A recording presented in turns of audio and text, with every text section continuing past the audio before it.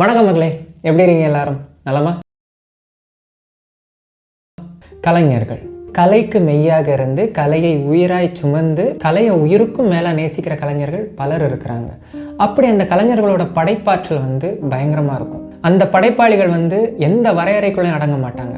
அப்பேற்பட்ட படைப்பாளிகள் யாருக்கும் கட்டுப்பட மாட்டாங்க. அவர்களுடைய படைப்புன்றது அது பிரதானமாக இருக்கும். ஆனால் எப்போவுமே அந்த மாதிரி படைப்பாளிகள் அந்த சொசைட்டி வேறு மாதிரி தான் பார்க்கும், வேறு மாதிரி தான் ட்ரீட் பண்ணும். ஏன்னா கலைஞர்களோட மனது சாதாரண வெகுஜன மக்களுக்கு புரியவே புரியாது, புரிஞ்சிக்கவும் முடியாது அவங்களால. ஏன்னா ஒரு விஷயத்த சாதாரண ஒரு மக்கள் பார்க்குற பார்வைக்கும் இந்த கலைஞர்கள் பார்க்குற உணர்கிற விதத்திற்கும் வேறுபாடு இருக்குது. அவங்க அதை பியாண்ட் த லிமிட் உணர்வாங்க. அப்படி அந்த கலைஞர்கள் ஒரு பெரிய ஆளுமையாக வரப்போ அவர்களுடைய படைப்பு இன்னும் பயங்கரமாக இருக்கும்.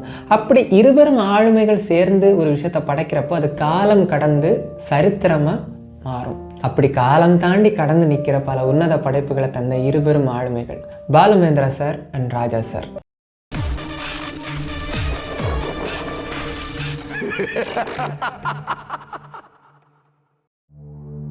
நகரத்தின் நடுவில் சாலை வளைவில் இருக்கும் வீட்டின் அருகில் மடியும் மரத்தில் நெளியும் புழுவின் தோலில் உணரும் வடிவாய்.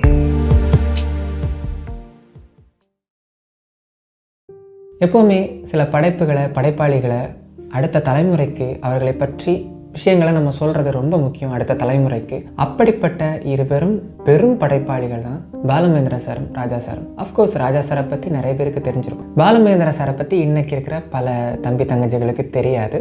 Balu Mahendra sir the greatest director. யாரோட குருன்னு பார்த்தீங்கன்னா Bala sir, Ram sir, Seenu Ramasamy sir and Vetrimaaran sir, இவங்க எல்லாரோட குரு. ராஜா சாரை பற்றியும் அவருடைய இசையை பற்றியும் நான் எக்ஸ்ப்ளனேஷன் கொடுக்கணும், அவருக்கு அறிமுகம் கொடுக்கணும்லாம் தேவையே இல்லை. ஆல்ரெடி இங்கே எல்லாருக்குமே தெரியும். பட் பாலுமகேந்திரா சாரை பற்றி ஒரு சில விஷயங்களை நான் சொல்கிறேன். அவருடைய சில படைப்புகளை உங்களுக்கு நான் எக்ஸாம்பிளாக சொல்கிறேன். ஸோ உங்களுக்கு ஈஸியாக கன்வே ஆகும். ஏன்னு பார்த்தீங்கன்னா நான் சொல்ல போகிற படைப்புகள், அதில் இடம்பெற்ற பாடல்கள், அதில் ஏதோ ஒன்று நீங்கள் கண்டிப்பாக பார்த்துருப்பீங்க. கண்டிப்பாக அது உங்கள் மனசில் இருக்கும். அதை நீங்கள் தேடி பார்க்கும்போது அவருடைய மற்ற படைப்புகளையும் நீங்கள் ஆட்டோமேட்டிக்காக போய் பார்க்க ஆரம்பிச்சிருவீங்க. ஏன்னு பார்த்தீங்கன்னா கிறிஸ்டோஃபர் நோலன் இருக்கார்ல டைரக்டர், எனக்கு அவர் அறிமுகமானது பார்த்தீங்கன்னா இன்டர்ஸ்டெல்லார்ன்ற அந்த மூவி. அப்போ தான் அது ரிலீஸ் ஆகிருந்தது. அப்போ எல்லாம் பயங்கரமாக பேசியிருந்தாங்க, ஏய் நோலன் படம், நோலன் யாரா நோலனு அப்படின்ற மாதிரி நான் கேட்டேன். யாருன்னு அவர் அப்படின்னு கேட்டப்போ அவர் சொன்னாங்க, அவர் பெரிய டைரக்டர், இந்த மாதிரி பல படங்கள் எடுத்திருக்காரு அப்படின்னு. அப்படியா நான்ப்பா தெரியாது அப்படின்னு சொல்லிட்டு இன்டர்ஸ்டெல்லார் படம் பார்த்தேன். புரியலை. அஃப்கோர்ஸ் அந்த படம் ஃபஸ்ட் டைம் பார்க்கும்போது புரியாது. சரி இந்த படம் புரியலை. ஏன்னா இன்டர்ஸ்டெல்லார் படத்தை நான் புரிஞ்சுக்கிறதுக்காக நிறைய புக்கு வாசிக்க வேண்டியிருந்துச்சு, அதை பற்றின பல காணொலிகள் பார்க்க வேண்டியிருந்துச்சு, அது விளக்கத்தை என்ன சொல்ல வராருன்னு பார்க்க வேண்டியிருந்துச்சு, ஐன்ஸ்டீனோட தியரியை பற்றிலாம் படிக்க வேண்டியிருந்துச்சு. சரி அதை வச்சுட்டு அவருக்கு முந்தின படம் ஒன்று பார்த்தேன். சரி பெரிய டேரக்டர்னு சொல்கிறாங்களே அப்படின்னு இன்செப்ஷன் பார்த்தேன். What a mind blowing movie, வா இப்படி எடுத்துக்காருன்னு சொல்லிட்டு அதுக்கப்புறம் அவருடைய படைப்பை பற்றி தெரிஞ்சிடுச்சு, தரமான படைப்பு. ஸோ மற்ற படங்களெல்லாம் பார்த்தேன். அதே மாதிரி தான் நான் ஹாரரில் அரி அஸ்டர்னு ஒருத்தர் உண்டு, ஒரு டைரக்டர். அவருடைய ஹெரிடிட்டரின்னு ஒரு படம் பார்த்தேன். அது இளகிய மனம் கொண்டவர்கள், லேசான மனது கொண்டவர்கள்லாம் பார்க்க முடியாது. அந்த மாதிரி கொடூரமான ஒரு சைக்கலாஜிக்கல் ஹாரர். இப்போ வெட்டுறது குத்துறது அது வேறங்க. இது மென்டலி நம்மளை டிஸ்டர்ப் பண்ணிடும். அப்படி அந்த ஒரு படத்தை பார்த்து இவர் என்ன படம் எடுத்திருக்காரு அப்படின்னு அப்புறம் பார்க்க அதுக்கப்புறம் மிட் சம்மர்னு ஒரு படம் வந்துச்சு. லாஸ்ட்டாக பவ் இஸ் அஃப்ரைட் அப்படின்ட்டு நம்ம வாக்கின் ஃபீனிக்ஸ் ஜோக்கரில் நடிச்சிருப்பாரு, அவர் ஆக்ட் பண்ணியிருந்தார். அதெல்லாம் ஒரு மாதிரி சைக்கலாஜிக்கல் படம். நான் ஏன் இதை சொல்கிறேன்னா, ஒரு டைரக்டர் அவருடைய ஒரு மிகப்பெரும் ஒர்க்கை நம்ம பார்க்குறப்போ நமக்கு அது தெரிஞ்சிருக்காது, அது இவர் தான் எடுத்திருப்பாரு அப்படின்னு. பட் நம்ம அதை கிராஸ் பண்ணி தான் வந்திருப்போம். அது நமக்கு தெரிய வரப்போ ஓகே இவர் தான் எடுத்தாரா, அப்போ மற்ற படைப்புகளையும் பார்க்கலாமே அப்படின்னு தோணும். பாலுமகேந்திரா சாரோட சில நோட்டபிள் ஒர்க்ஸ், சில படங்கள் உங்களுக்கு சொல்கிறேன். கண்டிப்பாக அதில் ஏதாவது ஒன்று பார்த்துருப்பீங்க. காமனாக எல்லாருக்கும் தெரிஞ்ச ஒரு பாட்டு, என் இனிய பொன்னிலாவே, கிட்டாரை வச்சுட்டு நம்ம சூர்யா சார் வாரணமாயிரத்தில் போட்டு அது எல்லாருக்கும் திரும்ப ஒரு ரீரீச் போகலாம் அந்த மாதிரி. அது மூடு பணின்ற ஒரு படம், சரிங்களா? 1980 அந்த டைம் வந்தது.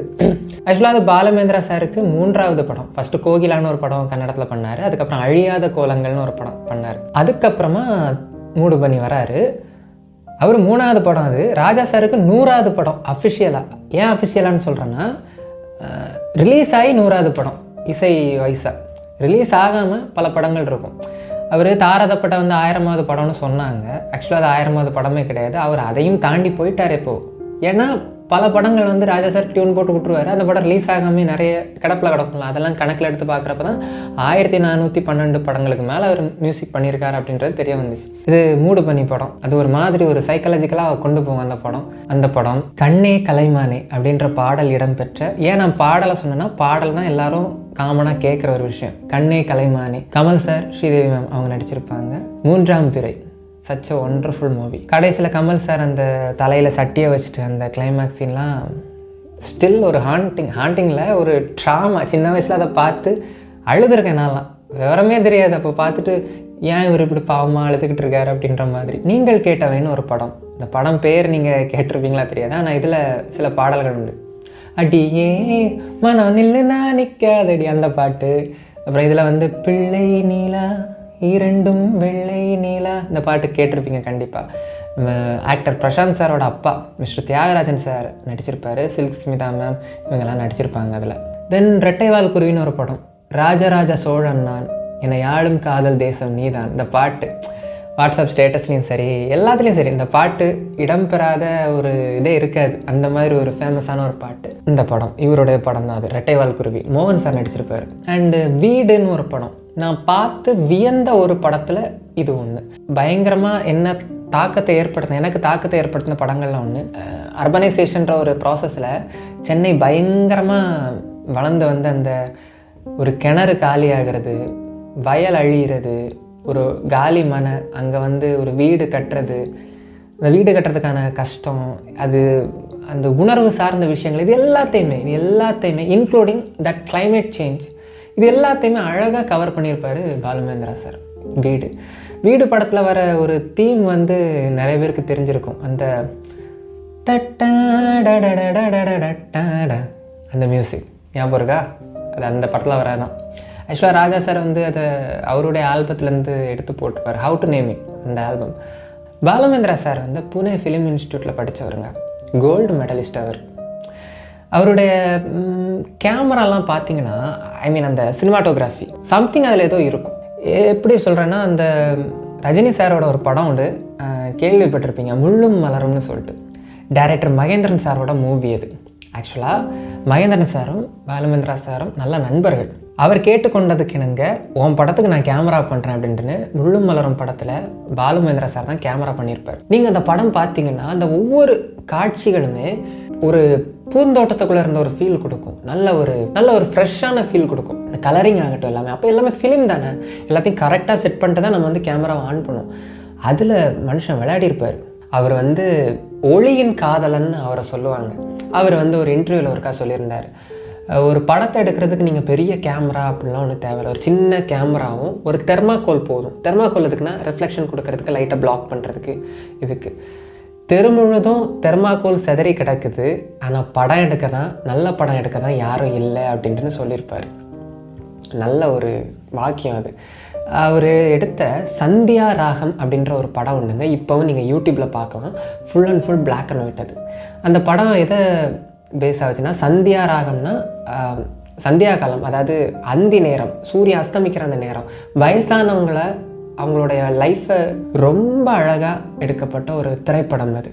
நீங்கள் மெய்யழகன்லாம் பார்க்குறீங்களா, உங்களுக்கு ஒரு ஃபீல் கொடுக்குதுல, அந்த மாதிரி படங்கள் கொடுக்குறது அந்த வீடு, இந்த சந்தியா ராகம், இந்த மாதிரி படங்கள் full and full black and white. நீங்கள் வந்து ஒவ்வொரு ஃப்ரேமுமே ஒரு என்சைக்ளோபீடியா மாதிரி. நீங்கள் சினிமாட்டோகிராஃபியில் இன்ட்ரெஸ்ட் இருக்கிறவங்க, சினிமா பற்றி கற்றுக்கணும்னு விருப்பப்படுறீங்க, தம்பி தங்கச்சிங்க இல்லை நண்பர்கள் யார் இருந்தாலும் சரி, பிளாக் அண்ட் ஒயிட்லேயே அந்த மனுஷன் எந்த அளவுக்கு லைட்டை வச்சு விளையாடி இருப்பார், நேச்சுரல் லைட்டை அப்படி அப்சர்வ் பண்ணியிருப்பாருங்க, சான்ஸே இல்லை, அப்படி இருக்கும் அந்த படம். தென் மறுபடியும்னு ஒரு படம் உண்டு, இந்த பாட்டு கேட்டிருப்பீங்க, நலம் வாழ என்னாலும் என் வாழ்த்துக்கள். இந்த பாட்டு கேட்டிருக்கீங்க தானே?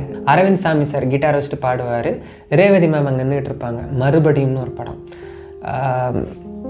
லைஃப், திருமணத்துக்கு அப்புறம் நடக்கிற வாழ்க்கை பிரச்சனைகள், பிரிவுகள், இது எல்லாத்தையுமே சொல்கிற ஒரு படம். அதுலேயும் ராஜா சார் தான் மியூசிக். பாலுமகேந்திரா சார் 23 படம் பண்ணியிருக்கிறாரு. முதல் 2 படம் தள்ளி 21 படத்துக்கு தொடர்ச்சியாக ராஜா சார் தான் மியூசிக். லாஸ்ட்டாக அவர் ஸ்டேஜில் பேசும்போது கூட, எனக்கு வந்து இது வரைக்கும் நான் ராஜா கூட தான் ட்ராவல் பண்ணிகிட்டு இருக்கேன், இதுக்கு அடுத்து நான் ஒரு படம் பண்ணுவேன், அதுக்கும் ராஜா தான் மியூசிக் அப்படின்லாம் பேசியிருப்பார். கடைசி வரைக்கும் ராஜா சார் கூட அவர் ட்ராவல் பண்ணார். Such a great understanding artist. அதை பற்றி நான் சொல்கிறேன். தென் சதி லீலாவதின்னு ஒரு படம், கமல் சார் வந்து இந்த கோயம்புத்தூர் பாஷை பேசி நடிச்சிட்டு இருப்பார் இதில். அப்புறம் ஜூலி கணபதினு ஒரு படம் உண்டு. ஸோ இந்த மாதிரி படங்கள் இதில் ஏதோ ஒன்று நீங்கள் கண்டிப்பாக பார்த்துருப்பீங்க, இதில் ஏதோ ஒரு பாட்டை நீங்கள் கண்டிப்பாக கேட்டிருப்பீங்க. டைம் இருக்கிறப்போ அவருடைய அந்த படங்களில் ஏதோ ஒன்று பாருங்கள், கண்டிப்பாக அது உங்களை மற்ற படைப்புகளுக்கு கூப்பிட்டு போயிடும். இப்போ நான் ராஜா சாரை பற்றி சொல்ல ஆரம்பிச்சேன்னா அது இழுத்துட்டு போயிடும், அது சொல்ல ஒரு நாள் பத்தாது. இந்த இருபெரும் ஆர்டிஸ்ட் இருக்காங்களே, இந்த இருபெரும் படைப்பாளிகள், இவங்க 2 பேருமே கலையாக பார்த்தவங்க, ஆர்ட்டை அவ்வளோத்துக்கு மதித்தாங்க. பாலுமேந்திரா சார் சும்மா ஏனாதானோ எடுக்கிறோம், அதை கமர்ஷியலாக கொடுக்கணும் அப்படின்லாம் இல்லை, எது யதார்த்தமோ அதை தான் இது பண்ணுவார். And for your information, Balu Mahendra sir எடுக்கிற படத்தில் நடிக்கிற நடிகர்களுக்கு மேக்கப் போட மாட்டாங்க. அவர் ஒரு விளக்கம் சொல்லியிருப்பார் அதில். இயற்கையாகவே மனித முகம் அழகு தான், நம்ம நேரில் பார்க்குறப்ப எவ்வளோ அழகாக இருக்கிறாங்க, அதெல்லாம் எதுக்கு மறைச்சிட்டு மேலே கோட்டிங்லாம் போட்டு எதுக்கு? இன்னொன்று சொல்லுவார், இந்த மூக்கில் வந்து இயற்கையாகவே ஒரு பாலிஷிங், ஒரு பளபளன்னு ஒரு இது இருக்கும், அது அவ்வளோ அழகாக இருக்கும் அப்படின்னா அதை கூட நோட் பண்ணி அவர் சொல்லுவார். நீங்கள் ஹீரோயின்ஸை இயற்கை அழகாக காமிச்ச இவரை சொல்லலாங்க, இவரை தான் சொல்லணும், ஏன்னா அவ்வளோ அழகாக இருப்பாங்க. குறிப்பாக சில்க் ஸ்மிதா மேம், ஷோபா மேம், இவங்க எல்லாரையுமே அவ்வளோ அழகாக காமிச்சிருப்பார். ஸோ ஆர்ட்டை வந்து அவங்க காம்ப்ரமைஸே பண்ணதில்லை. ஆர்ட்டுக்குன்னு ஒரு ஸ்டாண்டர்ட் இருக்குது, அதுக்குன்னு ஒரு மதிப்பு இருக்குது, அதை நான் குறைஞ்சிக்கிட மாட்டேன். சேம் வைஸ் ராஜா சார். ராஜா சாரும் மியூசிக்னா இதுதான்டா, அதாவது அவர் வந்து ஒரு ஸ்டாண்டர்ட் வச்சுருப்பார், இசை இப்படி இருக்கணும் அப்படின்னு. ராஜா சார் ஒரு ஸ்டேஜில் இசையை பற்றி ஒன்று சொல்லியிருப்பார், அதாவது ஆர்ட்டை பற்றி சொல்லியிருப்பார். Art is nothing without a performance அப்படின்னு. When there is no performance there is no art. ஒரு ஆர்ட்னா அது மனிதனுடைய ஒரு பர்ஃபார்மன்ஸ் இருக்கணும், அவனுடைய ஒரு மனிதனுடைய செயல்பாடு மூலமாக அந்த ஆர்ட் பிறக்கணும். அதை விட்டுட்டு நீ எல்லாத்தையும் கம்ப்யூட்டர்கிட்டே கொடுத்துட்டேன்னா, இப்போ இருக்கிற இது மாதிரி டிஜிட்டல் விதத்தில் எல்லாமே ஏஐ பண்ணிடுச்சுன்னா நீ எதுக்கு? எல்லாத்தையும் கம்ப்யூட்டரே பண்ணுது. இப்போ இருக்க நிலவரத்துக்கு யார் வேணாலும் மியூசிக் போடலாம், ஆனால் அந்த உயிரை தொடுற இசைன்னு ஒன்று இருக்குல்ல, அதை உண்மையான ஆர்டிஸ்டால் மட்டும்தான் கொடுக்க முடியும். நிறைய பேர் சொல்லுவாங்க ராஜா சாருக்கு வந்து ரஹ்மான் மேலே பொறாமை அப்படி இப்படின்னு. ஆக்சுவலாக ரஹ்மான் சாரோட ஃபஸ்ட்டு மூவி ரோஜா வந்து அந்த இயரில் வந்து நேஷ்னல் அவார்டுக்காக நாமினிஸ் போகுது. அந்த நாமினிஸோட ஜூரியில் மெயின் இதை இருந்தவர் பாலுமேந்திரா சார். அப்போது பாலுமேந்திரா சார்கிட்ட 2 ஓட்டு மிச்சம் இருக்குது. எய்தர் அவர் வந்து ராஜா சாருக்கு போடணும் அல்லது ரஹ்மான் சாருக்கு போடணும், அதாவது த டிசைடிங் ஓட். இவர் யாருக்கு போடுறாரோ அவங்க தான் வின்னர். உலகத்துக்கே தெரியும் பாலுமேந்திரா சாரோட க்ளோஸ் ஃப்ரெண்டு ராஜா சார். எல்லாரும் நினச்சிட்டாங்க ராஜா சாருக்கு தான் ஓட்டு கிடைக்க போகுது, அவர் தான் நேஷனல் அவார்டு வின் பண்ண போகிறார் அப்படின்னு. ஆனால் பாலுமேந்திரா சார் பண்ணதே வேற. அவர் என்ன சொன்னார்னா, ஒரு தமிழ் பையன் இப்போ தான் வரான், முதல்ல ஒரு விஷயம் பண்ணியிருக்கிறான், ரொம்ப நல்லா பண்ணியிருக்கிறான், இந்த டைம் அவனை கை கொடுத்து தூக்குறது தான் ரொம்ப முக்கியம் அப்படின்னு சொல்லிட்டு அந்த ஓட்டை ரஹ்மான் சாருக்கு போட்டு அந்த இயர் நேஷனல் அவார்ட் ரஹ்மான் சாருக்கு. இந்த விஷயத்தை அவர் ராஜா சார்கிட்டே வந்து சொல்லியிருக்கிறாரு, இந்த மாதிரி நான் பண்ணேன் அப்படின்னு. நீ சரியான விஷயம் பண்ணியிருக்க அப்படின்னு ராஜா சார் பாராட்டியிருக்காரு. இந்த விஷயத்த சொன்னது பாலுமேந்திரா சார் ஒரு இன்டர்வியூவில் சொல்லியிருப்பார். இந்த மியூசிக் ஸ்டாண்டர்டில் ராஜா சார் நினச்சிருந்தாருன்னா அவர் வந்து ரஹ்மான் சார் மாதிரியே டிஜிட்டலைஸ்டாக அப்போவே மாற்றிருக்கலாம். பட் ராஜா சார் அப்படி நினைக்கல, அவர் அதை பண்ணவும் இல்லை. சொல்கிறாங்க இப்போ ராஜா சார் டிஜிட்டலுக்கு வந்துட்டாருன்னு, அப்படி கிடையாது. அவர் வந்து அந்த இன்ஸ்ட்ருமெண்டேஷன், அந்த பெர்ஃபார்மன்ஸ்லாம் எல்லாமே அப்போ போல தான் பண்ணிகிட்ருக்காரு. அந்த அவுட்புட் மட்டும்தான் நம்ம கேட்குற இப்போத்த சவுண்ட் சிஸ்டத்துக்கு ஏற்ற மாதிரி மாறி வருதே தவிர அவருடைய அந்த வே ஆஃப் கிரியேட்டிங் மியூசிக் அது மாறவே இல்லை, அப்படி தான் இருக்குது. பட் இப்போ most of the music directors பண்ணுறது என்னன்னு பார்த்தீங்கன்னா, ஃபுல்லாமே கம்ப்யூட்டர் இன்புட், ஏஐ.